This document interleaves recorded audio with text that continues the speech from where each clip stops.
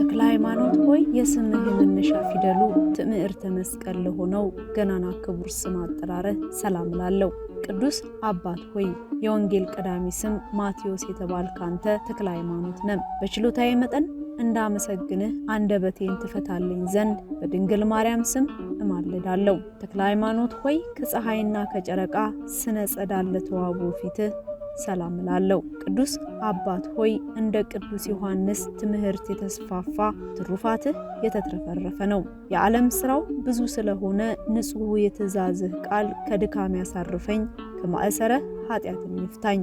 ሰላም ውድ የተዋህዶ ልጆች በሀገር ውስጥም ከሀገር ውጭ ያላችሁላችሁን በያላችሁበት የእግዚአብሔር ሰላም ከናንተ ጋር ይሁን።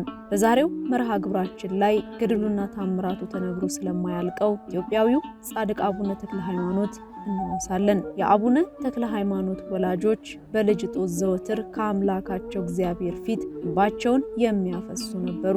እግዚአብሔርም ምላሽን ሰጥቷቸዋል። በዚህ ሂደት ጸጋ ዘአብና እግዚአርያ ምን አይነት ፈተና አጋጠማቸው? መልአኩ ቅዱስ ሚካኤል ለአቡነ ተክለ ሃይማኖት ወላጆች ድንቅ የሆኑ ተአምራቶችን አድርጎላቸዋል። ተአምራቶቹ ምንድናቸው የሚለውና ሌሎች ተነግረው የማያልቁ የአባታችን ተክለ ሃይማኖትን ተአምር እንዳስሳለን። ለቻናላችን አዲስ የሆናችሁ ሰብስክራይብ በማድረግ የደወል ምልክቷን መጫኑን አይዘንጉ። መርሃ ግብራችንን ከወደዱት ላይክ ወይም ኮመንት በማስፈር ሐሳቡን ያጋሩን። ይህ አሃስ ቲዩብ ነው። በዘመነ ብሉይ የእግዚአብሔር ድምጽና የመላእክ ብስራት ብርቅ በነበረበት ወቅት ካህኑ ዘካርያስና ቅድስት ኤልሳቤጥ ልጅ መውለድ አቅቷቸው ባረጁበት ዘመን የእግዚአብሔር መልአክ ካህኑ ዘካርያስን እንዲህ አለው። መልአኩም እንዲህ በማለት ዘካርያስ ሆይ አትፍራ፣ ጸሎትህ በእግዚአብሔር ፊት ተሰምቷልና ሚስትህ ኤልሳቤጥም ትጸንሳለች፣ ወንድ ልጅንም ትወልድልሃለች፣ ስሙንም ዮሐንስ ትለዋለህ። ደስታና ሐሴትም ይሆንልሃል፣ በመወለዱ ብዙዎች ደስ ይላቸዋል። እርሱ በእግዚአብሔር ፊት ታላቅ ይሆናልና የወይን ጠጅና የሚያሰክር መጠጥ ሁሉ አይጠጣም። ከእናቱ ማህፀን ጀምሮ መንፈስ ቅዱስ ይመላበታል። ከእስራኤልም ልጆች ብዙዎችን ወደ አምላካቸው ወደ እግዚአብሔር ይመልሳቸዋል። እርሱም የአባቶችን ልብ ወደ ልጆች የካህዲያንንም ሐሳብ ወደ ጻድቃን ዕውቀት ይመልስ ዘንድ ሕዝብንም ለእግዚአብሔር የተዘጋጁ ያደርግ ዘንድ የኤልያስ መንፈስና ኃይል በፊቱ ይሄዳል። ይህ ለመጥምቁ ዮሐንስ የተነገረ ቃል ቢሆንም ወላጆቹ ወይም ካህኑ ዘካርያስና ቅድስት ኤልሳቤጥ በእግዚአብሔር ፊት ጻድቃን እንደነበሩ በቅዱስ ወንጌል ተገልጿል። እንደዚህ ሁሉ ካህኑ ጸጋ ዘአብና ሚስቱ እግዚአርያ በእግዚአብሔር ሕግና ሥርዓት ይመሩ የነበሩ ደጋግ ክርስቲያኖች ነበሩ። ይህም ሊታወቅ በትሩፋት ሥራ፣ በጾም፣ በጸሎት፣ በምጽዋት የታወቁ ነበር። በተለይም የሊቀ መላእክት የቅዱስ ሚካኤል በዓልን ምክንያት በማድረግ ይመጸውቱ ነበር። የመልአኩን ጥበቃ ባለ ዘመናቸው ሁሉ አልተለያቸውም ነበር። ጌታችን መድኃኒታችን ኢየሱስ ክርስቶስ በቅዱስ ወንጌል ላይ መልካም ዛፍ ሁሉ መልካም ፍሬ ያፈራል እንዳለ ለዓለም ሁሉ የወንጌልን ብርሃን የሚያበስር አዲስ ሐዋርያ በቅድስናና በክብሩ ከ24ቱ ካህናተ ሰማይ 25ኛ ሆኖ ያመሰገነውን ጻድቅ ወለዱ።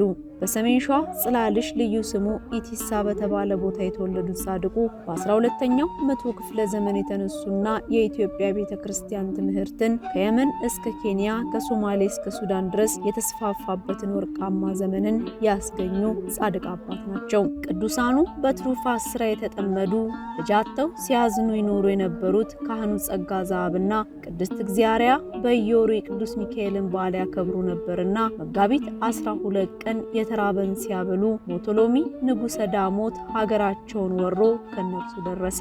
ጸጋ ዘአብም እንደማይምራቸው አውቀው አንከርት ወደሚባለው ባህር ሮጡ። ከሞቶሎሚ ጭፍሮች አንዱ ተከተላቸው። የማይደርስባቸው ሲሆን ሰይፉን ሊወረውርባቸው ቃጣ። ሰይፉ ከእጁ ተጠቅልላ ቀረች። በሌላ እጁ ሁለተኛ ሊወረውር ቢቃጣ አሁንም ተጠቅልላ ቀረች። እሳቸውም እንዳልተዋቸው አይተው ዘለው ከባህር ገቡ።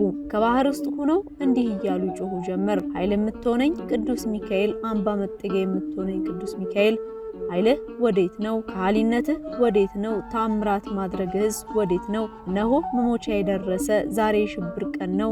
ዛሬ የመከራ ቀን ነው። ዛሬ ጥፋት ተፈርዶብኝ በበዓልህ ደስ ሳታሰኘኝ ታሳዝነኛለህን? እያሉ ያለቅሱ ጀመር። በመንገድህ ሁሉ ይጠብቁህ ዘንድ መላእክቱን ስላንተ ያዛቸዋልና እግርህ በድንጋይ እንዳትሰናከል በእጆቻቸውም ያነሱሃል እንዲል ቅዱስ ሚካኤል በውስጥ ሆኖ ተቀብሏቸው ባህርም እንደ ድንኳን ሆነላቸው። ወዳጄ ጸጋ ዘአብ ሆይ ከአብራከ ስለሚከፈለው ቅዱስ እጠብቅሃለሁና አትፍራ አላቸው። ከዚህ በኋላ በሶስተኛው ቀን አውጥቶ ቤተክርስቲያን አድርሷቸዋል። በሌላ በኩል በሞቶሎሚ ወታደሮች የተማረኩት እግዚአርያ ለንጉሱ ሚስት ሊያደርጓቸው ከቤተ መንግስቱ አገቧቸው። ቅድስት እግዚአርያ ግን ጌታዬ ፈጣሪ ኢየሱስ ክርስቶስ ስንፍናዬን ለምን ተመለከት? በንጹህ ሆኖ የሚያገለግል ባሪያ ጸጋ ዘአብን ለምን አላሰብከውም? አንተን ለሚከዱ ኃጥአን ለሚሆኑ ጠላቶች አሳልፈ ለምን ሰጠኸኝ? ሕግህን ስርዓትህን ከማያውቅ ከሚያጸይፍ ባሪያ ልጅ ትሰጠኝ ዘንድ ወደድክን? ከዚያም ከንጹህ አገልጋይም ቢሆን አንተን ደስ የሚያሰኝ ልጅ ካልሆነ ማህፀኔን ዝጋው እልሃለሁ። አቤቱ የትድግና ጠባቂ መልአካቸው ሊቀ መላእክት ቅዱስ ሚካኤል ተገልጦ ከሰራዊት ሞቶሎኒ በመንጠቅ በክንፉ ታቅፎ ከዳሞት ዞረሬ በ3 ሰዓት አደረሳቸው። በመጋቢት 22 ቀን ጸጋ ዘአብ ከቤተ መቅደስ ገብተው ሲያጥኑና ስለ እግዚአርያ ሲለምኑ መልአኩ ቅዱስ ሚካኤል ከቤተ መቅደስ አግብቶ ከዚያ ትቷቸው ወደ ሰማይ አረገም። በዚህ ሁኔታ በእግዚአብሔር ቸርነት በመልአኩ ቅዱስ ሚካኤል ተራዳይነት ደግሞ የተገናኙት ሁለቱ ቅዱሳን ጸጋ ዘአብና እግዚአርያ መጋቢት 24 ቀን ከአብራካቸው የሚከፈለውን ጻድቁ ተክለ ሃይማኖትን ጸነሱ። እነሆም ታኅሳስ 24 ቀን ቅዱስ አባታችን ተወለዱ። ገድለ ተክለ ሃይማኖት የተባለው መጽሐፍ አባታችን ተክለ ሃይማኖት በተጸነሱበት መጋቢት 24 ቀን ለእናትና አባታቸው እግዚአብሔር ራእይ እንዳሳያቸው ይገልጻል። ቅድስት እግዚአርያ ያዩት ራእይ የብርሃን ምሰሶ ከቤታቸው ውስጥ ቆሞ የምሰሶው ራስ ከሰማይ ደርሶ በዓለም ያሉ ሕዝብ ሁሉ ነገስታቱም ጳጳሳቱም በዙሪያው ቆመው እኩሌቶቹም ይሰግዱለታል፣ እኩሌቶቹም በሱን ጥግ አድርገው ይቀመጣሉ። በሱም ላይ ብዙ አእዋፍ ተቀምጠውበታል። እኩሌቶቹ ነጫጮች፣ እኩሌቶቹ ቀያዮች፣ እኩሌቶቹ አመዳመድ ይመስላሉ፣ ጉርም ናቸው። በሌላ በኩል ካህኑ ጸጋ ዘአብ ደግሞ በዚሁ ሌሊት ስላዩት ህልም ለእግዚአርያ ሲነግሩ እንዲህ ብለዋቸዋል። ከምንተኛበት አጎበር ስር ፀሐይ ሲወጣ ስፍር ቁጥር የሌላቸው ብሩሃን ከዋክብት በክንፉ ላይ ተቀምጠው ለዓለሙ ሁሉ ሲያበስሩ ከብርሃኑም ብዛት የተነሳ ሀገሩም ሁሉ አበራ። ይህንን ራእይ አይቼ ደንግጬ አለቀስኩኝ።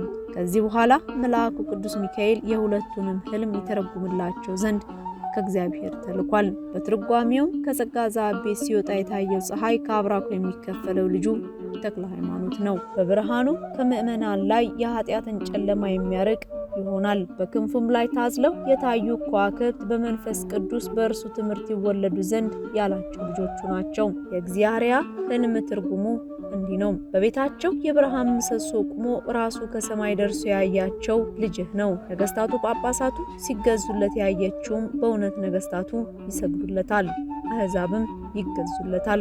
ለሁሉም መጠጊያ ይሆናል። ከነገስታቱ በላይ ሆኖ ይኖራል። ተአምራቱ ከዛፍ ፍሬ ይበዛል፣ ስፍር ቁጥር የለውም። እንደ ሳር ምድር ጸንቶ ይኖራል፣ ስሙም ለዘላለም ሲመሰገን ይኖራል። ሰማይ ከምድር በላይ እንደሆነ የእሱም ስም አጠራሩ እንደሱ ካሉ ከቅዱሳን ምዕመናን በላይ ሆኖ ይኖራል። የህልማችሁ ትርጓሜ ይህ ነው በማለት የህልሙን ፍቻ አስታውቋቸው በሚያስደንቅ ልዩ ተአምራት በቅዱስ ሚካኤል ጥበቃና በእግዚአብሔር ቸርነት ከብዙ መከራ ተጠብቀው የኖሩት ሁለቱ ቅዱሳን ባልና ሚስት ካህኑ ጸጋ ዘአብና ቅድስት እግዚአርያ ታኅሳስ 24 ቀን ጻድቁ አቡነ ተክለ ሃይማኖትን ወለዱ። ታኅሳስ 26 ቀን በተወለዱ በሶስተኛው ዕለት በዕለተ ሰንበት ከጧቱ 3 ሰዓት ላይ እጆቻቸውን አንስተው ወደ ሰማይ እየተመለከቱ አሃዱ አብ ቅዱስ፣ አሃዱ ወልድ ቅዱስ፣ አሃዱ ውእቱ መንፈስ ቅዱስ ማለትም ከወልድ ከመንፈስ ቅዱስ ጋራ በባህሪ በህልውና አንድ የሚሆን አብ በአካል በስም ልዩ ነው። ከአብ ከመንፈስ ቅዱስ ጋራ በባህሪ በህልውና አንድ የሚሆን ወልድ በአካል በስምም ልዩ ነው። ከአብ ከወልድ ጋራ በህልውና አንድ የሚሆን መንፈስ ቅዱስ በአካል በስም ልዩ ነው በማለት ሰማያውያን መላእክት ምድራውያን ጻድቃን ፈጣሪን በሚያመሰግኑበት ስርዓት ሆነው አመሰገኑ። እናቱ እግዚአርያ ይህንን በልቧ እያደነቀች ልጄ ፍስሐ ጽዮን ምን ትላለ? ይህ ቃል የአባትህ ስራ ነው፣ አንተ ግን የሚገባህ ጡት መጥባት ነው በማለት ተናገሩ። ጻድቁ አቡነ ተክለ ሃይማኖት ግን ክቡር ዳዊት ከሕፃናት ከሚጠቡ ልጆች አፍ ምስጋናን አዘጋጀ፣ ስለ ጠላትህ ጠላትና ቂመኛን ለማጥፋት በማለት የተናገረው ቃል ተፈጽሞላቸዋል።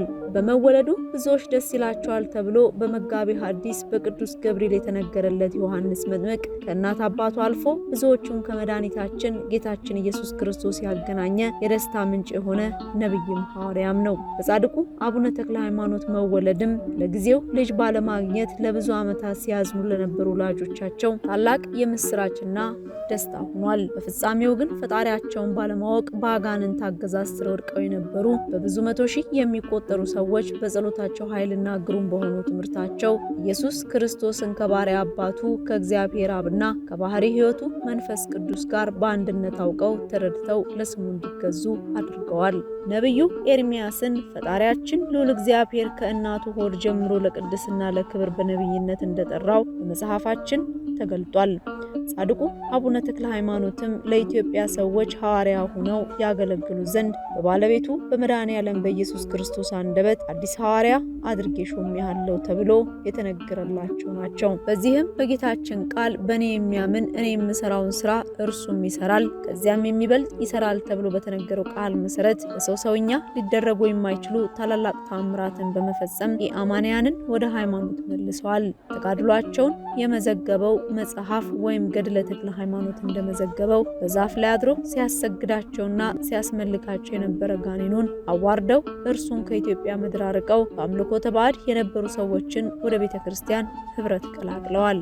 ባለብዙ ገድል ጻድቁ አቡነ ተክለ ሃይማኖት ዳግማዊ ዮሐንስ የሚል ስያሜ የተሰጣቸው ሐዋርያ ናቸው። ዮሐንስ መጥምቁ በተጸነሰ ጊዜ የአባቱን አንደበት የዘጋ ሲወለድ ደግሞ የአባቱን አንደበት ዳግመኛ የከፈተ ነው። ዮሐንስ መጥምቁ ንጉሥ ሄሮድስን ሳይፈራና ሳያፍር የገሰጸ እንደሆነ ሁሉ አባታችን ተክለ ሃይማኖትም እንደ ሞቶሎሚ ያሉ ጣዖት አምላኪና አስመላኪ ነገስታትና ኃያላንን ሳይፈራ ጠራለትን አገልግሎት በጽኑ መታመን የፈጸመ ነው። ከቅዱሱ ረድኤት በረከት ያሳትፈን። ለዛሬ አበቃን። ቸርን ሰንበት። እግዚአብሔር ኢትዮጵያንና ህዝቦቿን አሁን ካሉበት መከራ፣ ስቃይ፣ ችግር በፍቅሩ በትህትናው በይቅርታ ያሻግርልን።